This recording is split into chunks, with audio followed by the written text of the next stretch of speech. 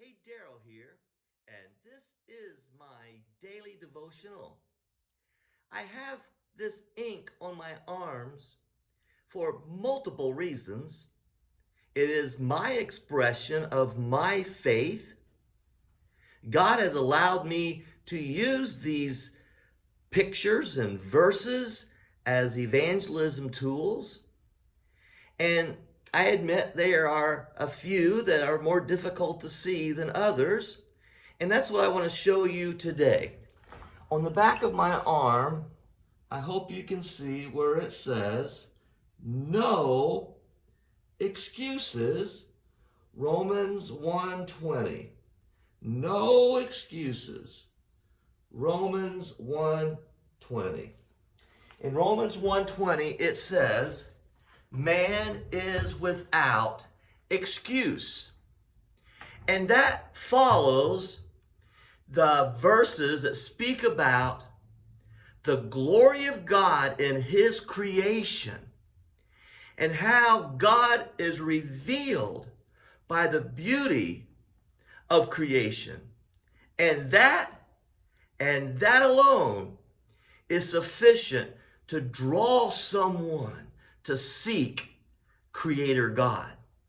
It says it this way in Romans chapter 1 at verse 18, the wrath of God is being revealed from heaven against all the godlessness and wickedness of people who suppress the truth by their wickedness.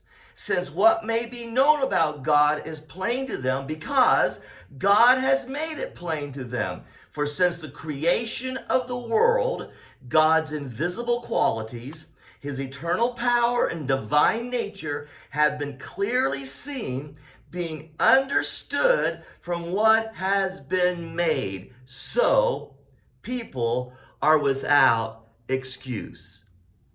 God's glory, His presence, and His existence is seen in the beauty of creation. Imagine with me that you are one of the shepherds on that night when Jesus was born, and you were out tending the flock, and the angel came to you. And it says in Luke chapter 2 at verse 8, and there were shepherds living in the fields nearby, keeping watch over their flocks at night. An angel of the Lord appeared to them, and the glory of the Lord shone around them.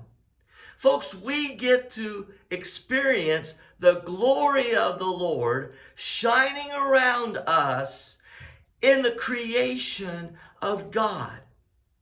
And how these shepherds saw that when the angels were present, but how we need to have our senses alive to see God in His beautiful creation. We are studying through the book of Psalms, and we've come to Psalms chapter 8. And in verse 1 and also verse 9, the first and the last verse of chapter 8, you have the exact same words, each declaring that God is known in the majesty of His creation. O Lord, our Lord, how majestic is your name in all the earth. You have set your glory above the heavens. And then again in verse 9, the same is repeated.